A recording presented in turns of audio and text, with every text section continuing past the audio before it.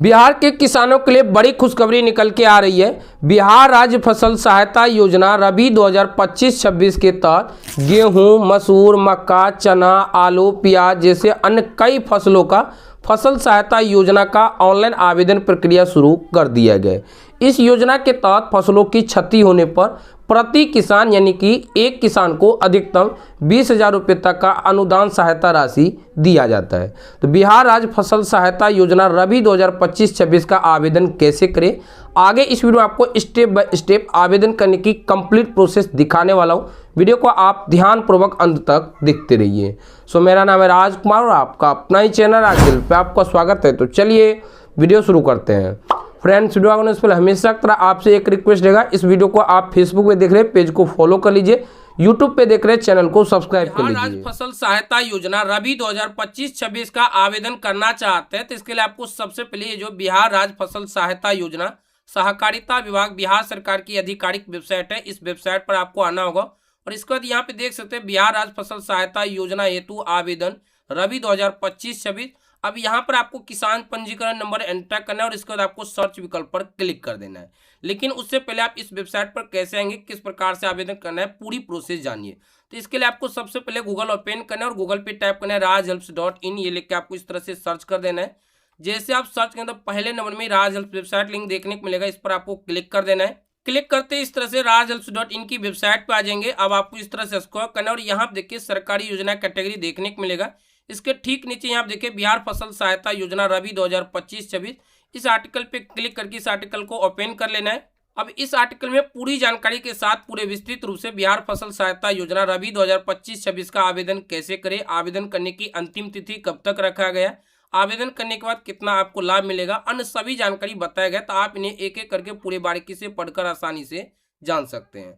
अब जैसे आप पढ़ते नीचे की तरफ आएंगे तो यहाँ देखिए स्टेप बाय स्टेप आवेदन प्रोसेस बताया गया और आप थोड़ा सा नीचे की तरफ आएंगे तो यहाँ देखिए आपको इंपोर्टेंट लिंक सेक्शन देखने को मिलेगा और यहाँ देखिए डायरेक्ट अप्लाई ऑनलाइन के आगे क्लिक है, इस पर आपको क्लिक कर देना है। क्लिक करते अगले स्टेप में इस तरह से नया पेज खुलेगा। अब यहाँ पर आपको किसान पंजीकरण नंबर एंटर करना है, सर्च विकल्प पे क्लिक कर देना है। सर्च विकल्प पर क्लिक करते अगले स्टेप में इस तरह से यहाँ पे आपका पूरा डिटेल्स आ जाएगा। अब यहाँ से आपको अपना वार्ड नंबर सेलेक्ट कर लेना है, जो भी आपका वार्ड नंबर होगा। इसके बाद आपको इस तरह से नीचे की तरफ आना है। अब यहाँ पे किसान का प्रकार पूछा जा रहा है, तो रैयत कृषक है तो रैयत पे क्लिक करना है, गैर रैयत है तो इस पे क्लिक करना है और रैयत और गैर रैयत दोनों है तो इस पे क्लिक करना है। तो मैं इस तरह से गैर रैयत कृषक पे क्लिक कर दिए। गैर रैयत कृषक पे क्लिक करने के बाद यहाँ पे भूमि का प्रकार चयन करना होगा, तो ये ऑटोमेटिक गैर रैयत हो जाएगा। अब यहाँ से आपको अपना जिला का नाम सेलेक्ट कर लेना है। इसके बाद यहाँ से आपको राजस्व अंचल का नाम सेलेक्ट कर लेना है। इसके बाद यहाँ से आपको अपना हल्का का नाम यानी गाँव का नाम सेलेक्ट कर लेना है। इसके बाद यहाँ से आपको अपना मौजा का नाम सेलेक्ट कर लेना है, जो भी आपका मौजा का नाम होगा। अब यहाँ पर आपको जो जमीन पे आपने जैसे खेती की है उस जमीन का यहाँ पर आपको खाता संख्या एंटर करना है और यहाँ पे उस जमीन का खेसरा संख्या एंटर करना है और इसके बाद यहाँ पर आपको जो सो राजस्व थाना संख्या आपको एंटर करना है और आप कितने जो सो एकड़ में जो सो आप खेती बाड़ी की है वो जानकारी आपको यहाँ पे रकबा में बताना होगा। तो एक बात ध्यान दें कि यहाँ पे जो जानकारी आप दर्ज करेंगे वो डिसमिल में होना चाहिए। तो 1 एकड़ बराबर 100 डिसमिल होते हैं, ये बात आपको ध्यान में रखना है। तो जितने एकड़ के लिए आप आवेदन करना चाहते हो उतना आपको लिख लेना है। जैसे कि मान लीजिए कि मैं 5 एकड़ के लिए आवेदन करना चाहता हूँ तो मैं यहाँ पे 500 लिख लूंगा, क्योंकि 1 एकड़ बराबर 100 डिसमिल। तो यहाँ पे आपको डिसमिल में जानकारी देना है। तो इस तरह से हमने यहाँ पे लिख लिया और इसके बाद यहाँ देखिए जमीन विवरणी जोड़े, इस पर आपको क्लिक कर देना है। इन विवरणी जोड़े पर जैसे ही क्लिक है तो इस तरह से लिखा आ जाएगा लैंड डिटेल ऐड सक्सेसफुली। अब ओके विकल्प पे इस तरह से क्लिक करना है। अब आपको इस तरह से नीचे की तरफ आना है। अब यहाँ पर आपको थोड़ा बारीकी से समझना होगा। जैसे कि आपने टोटल 5 एकड़ के लिए आवेदन कर रहे हैं तो अब यहाँ पर आपको बताना होगा कि कितने एकड़ में कौन कौन से फसल किए हैं। तो जैसे कि यहाँ पे देख सकते हैं गेहूं पूछा जा रहा है, तो गेहूं का आपको यहाँ पे लिखना है। जैसे मान लीजिए कि आपका गेहूं जो सो 2 एकड़ में हुआ है तो आपको यहाँ पे 200 डिसमिल लिख लेना है। तो इस तरह से मैं यहाँ पे 200 लिख लिए। इसके बाद यहाँ देखिए मक्का पूछा जा रहा है, तो मान लीजिए कि आप मक्का भी जो सो 200 डिसमिल में किया यानी 2 एकड़ में, तो इस तरह से 200 डिसमिल लिख लेना।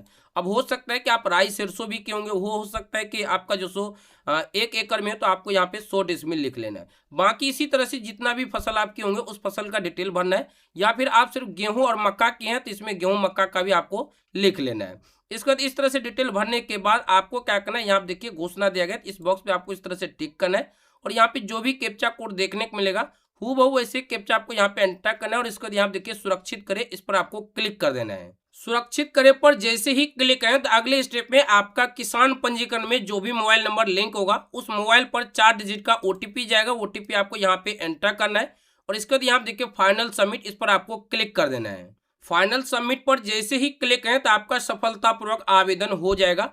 अब आप इन्हें चाहे तो डायरेक्ट प्रिंट कर लीजिए या फिर यहाँ से आप इस तरह से पीडीएफ में इनको सेव भी कर सकते हैं। सेव करने के बाद यहाँ पे देखिए कुछ महत्वपूर्ण सूचना बताएगा। यहाँ पे देख सकते हैं महत्वपूर्ण सूचना। अब यहाँ देखिए बताएगा कि आपके बिहार राज्य फसल सहायता योजना अंतर्गत रबी 2025-26 मौसम के पंजीकरण को हमारे पोर्टल पर सुरक्षित कर लिया गया है, किंतु अभी आपका आवेदन पूर्ण नहीं हुआ है। इसके बाद यहाँ से देखिए बताएगा कि बिहार राज्य फसल सहायता योजना अंतर्गत रबी 2025-26 मौसम के लिए आवेदन प्रक्रिया पूर्ण करने हेतु आवेदक स्वयं तथा अपनी आवेदित भूमि का स्पष्ट फोटोग्राफ अपलोड करना अनिवार्य है। इसके बाद यहाँ देखिए बताएगा कृपया दिए गए लिंक पर क्लिक कर फोटोग्राफ अपलोड एवं आवेदन प्रक्रिया पूर्ण करें। तो यहाँ पे मैं थोड़ा विस्तार से बताना चाहूंगा। देखिए अभी आप बिहार राज्य फसल सहायता योजना के लिए आवेदन किए हैं, लेकिन ऐसा नहीं कि पूर्ण रूप से आवेदन हो चुका है।